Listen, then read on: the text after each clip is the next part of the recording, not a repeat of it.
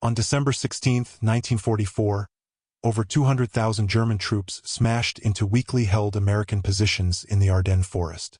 The attack achieved complete surprise. German armor penetrated deep into Allied lines, but the artillery held. At Dom Butkenbach, on the northern shoulder of the Bulge, German forces were breaking through. The 2nd Infantry Division faced annihilation. American artillery came to the rescue with well-placed targeting of over 10,000 rounds in an 8-hour period. For the frozen, terrified American GIs huddling in their foxholes, that distant thunder wasn't just noise. It was the sound of salvation, the only thing standing between them and a massacre. The German advance stopped cold. On the northern shoulder, 4 American divisions coordinated their artillery under a single command. 348 guns, plus a battalion of 4.2 in mortars, all fired together, their shells directed by one fire direction center. Units that had successfully broken through American infantry positions found themselves shredded by converging artillery fire. And then the proximity fuses arrived. General George Patton was not easily impressed by weapons. He believed in aggressive tactics and mobile warfare, not sitting back and letting artillery do the work. The proximity fuse changed his mind. In a letter to the War Department, Patton described what happened when his guns caught a German battalion in the open. "The new shell with the funny fuse is devastating," Patton wrote. "We caught a German battalion attempting to cross the Gers River and killed by actual count 72. Actual count, not an estimate. After the smoke cleared, soldiers had to walk the field and count the bodies one by one. A single artillery concentration had wiped out an entire German battalion. Over 700 men killed in minutes." Patton continued his letter with an observation that revealed how much the new weapon had impressed him. "I think that when all armies get this shell, we will have to devise some new method of warfare." Coming from Patton, who believed in charging forward, not waiting for technology, this was extraordinary praise. He concluded simply, "I am glad that you all thought of it first." The psychological effect of VT-fused toot barrages pushed German soldiers past their breaking point. At Malmedy, American artillery battalions supporting the town fired proximity-fused shells against attacking German formations. The defenders watched in disbelief at what happened next. German soldiers charged directly into the artillery fire, screaming, "Kamerad," the German word for surrender. Think about the level of terror required to make a soldier run toward the enemy. It wasn't a tactical decision. It was primal panic, a desperate need to be anywhere else but under those airbursts. When interrogators asked survivors of the Bulge what they feared most, the answer was consistent. It wasn't the bitter cold. It wasn't Patton's tanks. It was the airbursts. After the war, American intelligence officers systematically interviewed German commanders about their experiences. The testimony was consistent. German officers who had been critical of American infantry, calling them enthusiastic amateurs who relied too heavily on firepower, had nothing but respect for American artillery. The German perspective revealed something important. When German units came under attack, the British would return fire and maneuver to a better position. The Americans responded differently. Instead of maneuvering, they simply smothered the area with a punishing rain of steel. Once the barrage ended, they counterattacked before the Germans could even lift their heads. This pattern of immediate, overwhelming violence shattered German defensive doctrine. They were trained to absorb an initial assault and then counterattack. American artillery denied them the opportunity. One captured German officer summarized the difference. He noted that the British would fire, then pause to adjust. The Americans, he complained, simply fired everything, everyone, and all at once. By March 1945, American artillery had achieved something unprecedented in military history. At the Rhine crossing, General Simpson and Eisenhower stood on the West Bank and watched 2,700 guns open fire simultaneously. Over 60,000 shells in a single hour, the largest toot barrage of the war. The German positions on the far bank didn't just take casualties. They ceased to exist.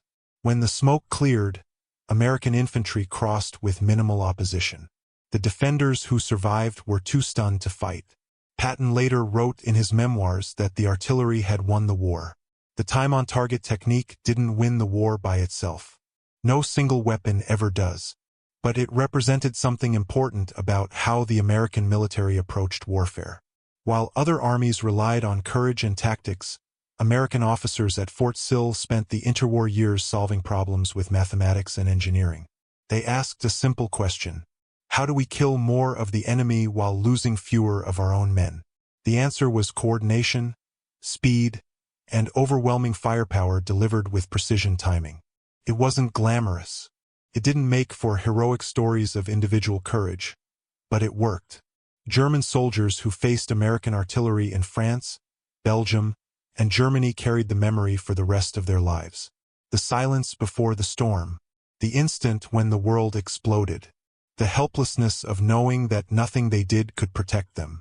One general spoke for all of them. Hell is not as bad as what we experienced. The men who perfected Toot at Fort Sill never became famous. They fought their war with slide rules and stopwatches years before the first shot was fired. They weren't looking for glory. They were looking for a way to bring American boys home. And the soldiers who survived because of their work knew exactly who had saved them. At Normandy, the British alone had 6 times as many guns as Eberbach could deploy. The Americans had even more. German officers understood they were outgunned. What they didn't understand, not until they experienced it, was how completely the Americans had mastered the science of coordinated fire. The American artillery system received its first combat test in North Africa in late 1942. Field Marshal Erwin Rommel was impressed despite himself. In a letter to his wife dated February 18, 1943, he described the fighting during the initial clashes in Tunisia. An observation plane had directed the fire of numerous batteries on all worthwhile targets throughout the zone. Rommel wrote that the Americans were calling in accurate fire faster than his own forces could respond. The Desert Fox had fought the British for 2 years. He knew what Allied artillery could do. But the American system was something different. It wasn't just volume of fire, though the Americans certainly had that. It was the coordination. Multiple batteries converging on single targets with precision timing. The American forces at Kasserine were green. They made mistakes. Some units broke under German attack, but the artillery never failed them. Even when infantry positions were overrun, the guns kept firing. German advances stalled under curtains of steel that seemed to appear from nowhere. Rommel's veterans noticed. They started respecting American artillery long before they respected American infantry. By June 1944, the American artillery system had been refined into a killing machine. The Normandy hedgerows should have been a defensive paradise for the Germans. Each field was surrounded by earthen banks topped with dense vegetation. Perfect cover for defenders. Perfect death traps for attackers. American infantry struggled in the bocage. Tanks couldn't break through the hedges.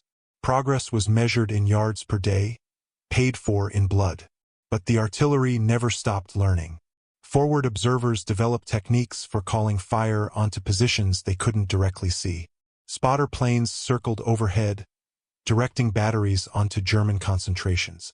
At Hill 192 outside St. Lo, the 2nd Infantry Division faced entrenched German defenders who had repulsed every attack.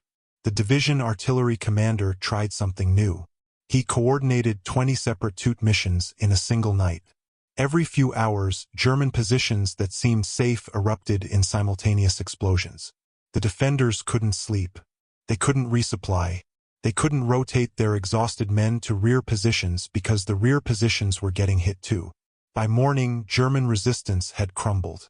The psychological effect had been as important as the casualties. On July 25, 1944, the American Army demonstrated what happened when air power and artillery worked together in perfect coordination. Operation Cobra was designed to break the Normandy stalemate. General Omar Bradley wanted overwhelming force concentrated on a narrow front. The bombardment began at 9:38 in the morning. Over 1,500 heavy bombers dropped their loads on German positions west of St. Lo. Medium bombers followed. Then fighter bombers. Finally, as the smoke cleared, the artillery took over to pin down any survivors. More than 1,100 guns opened fire. Over 140,000 shells had been allocated for 7th Corps alone. The Germans holding that sector ceased to exist as a fighting force. General Fritz Bayerlein commanded the elite Panzer Lehr Division, one of the best armored units in the German army. His men were veterans of the Eastern Front. They had survived Soviet artillery barrages and British bombing raids. Nothing had prepared them for this. Bayerlein's after-action report described the combined devastation of air power and artillery in language that shocked even hardened staff officers. The bomb carpets rolled toward them, most passing only a few yards away, he wrote. A pall of dust rose with fountains of earth spewing high into the air. The whole area looked like a moonscape. Everything was burned and destroyed. His tanks were overturned. His communication lines were severed. His command posts were demolished. But the physical destruction wasn't what broke his men. It was the helplessness. The survivors behaved like lunatics, Bayerlein reported. They were found shaking uncontrollably, unable to speak or hold a weapon. In my opinion, hell is not as bad as what we experienced. A German general who had fought across Europe for 5 years wasn't comparing the battle to the Russian front. He was comparing it to damnation. The Panzer Lehr Division, the elite armored formation that had been expected to throw the Americans back into the sea, lost nearly half its combat strength in a single morning. And Operation Cobra was just the beginning.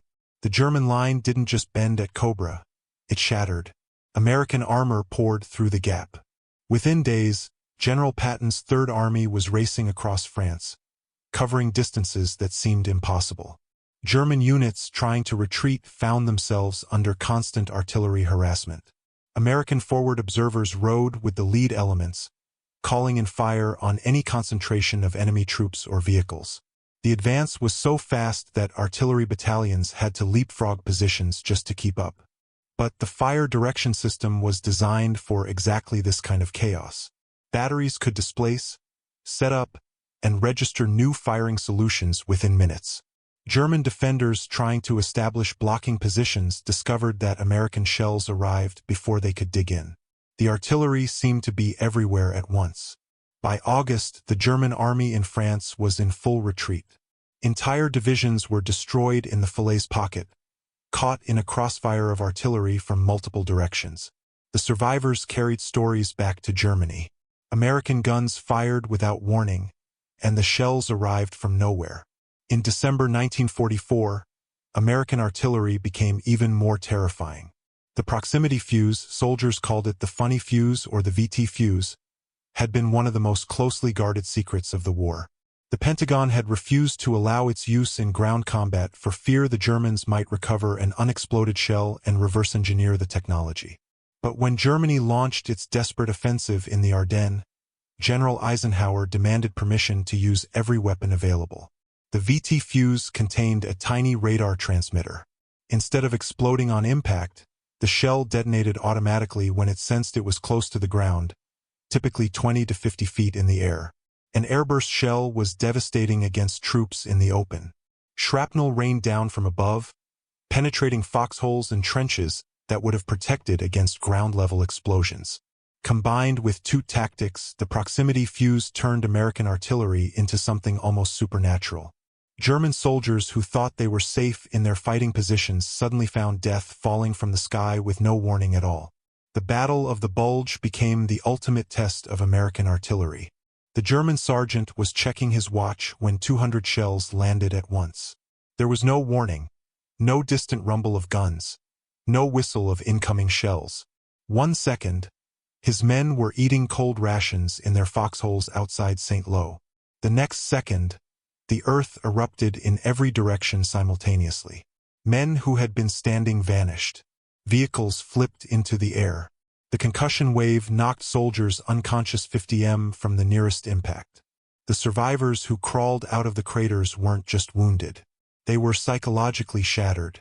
In the span of a single heartbeat, their entire reality had changed. There was no build-up, no fighting chance. German artillery didn't work like this. Nobody's artillery worked like this. They had just experienced something the American army had been perfecting for a decade. A weapon so devastating that German generals would later say it was worse than anything else they faced in the war, including the tanks, including the bombers, including the Russians. To understand why American artillery terrified the Germans, you have to understand how artillery normally worked. Traditional bombardments started with ranging shots. A battery would fire 1 or 2 shells. Observers would watch where they landed, and gunners would adjust their aim. Then the real barrage would begin. This process took time. More importantly, it gave the enemy warning. The first shells told defenders exactly what was coming.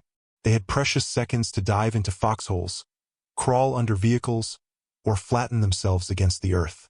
And those seconds mattered more than anyone realized. The U.S. Army conducted studies on how fast soldiers could react to incoming fire. At the moment of first impact, 58% of soldiers in a defensive position were still standing. Only 9% were fully prone with protection. But within 2 seconds of the first explosion, the numbers reversed. After 8 seconds, every single soldier was flat on the ground with some form of cover. The mathematics were brutal. A bombardment that gave defenders 8 seconds of warning was 66% less lethal than one that arrived without warning. The question that consumed American artillery officers in the 1930s was simple. What if there was no warning at all? The answer came from the windswept hills of Oklahoma. Fort Sill had been the home of American artillery training since 1911. In the years between the World Wars, while the rest of the Army stagnated, a handful of officers at Fort Sill were quietly revolutionizing how artillery could be used. Major Carlos Brewer arrived at the gunnery department in the late 1920s with radical ideas.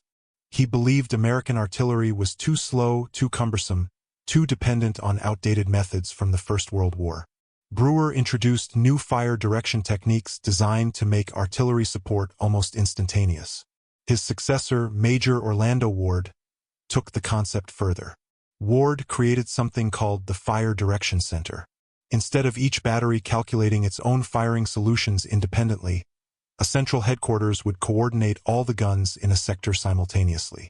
The implications were revolutionary.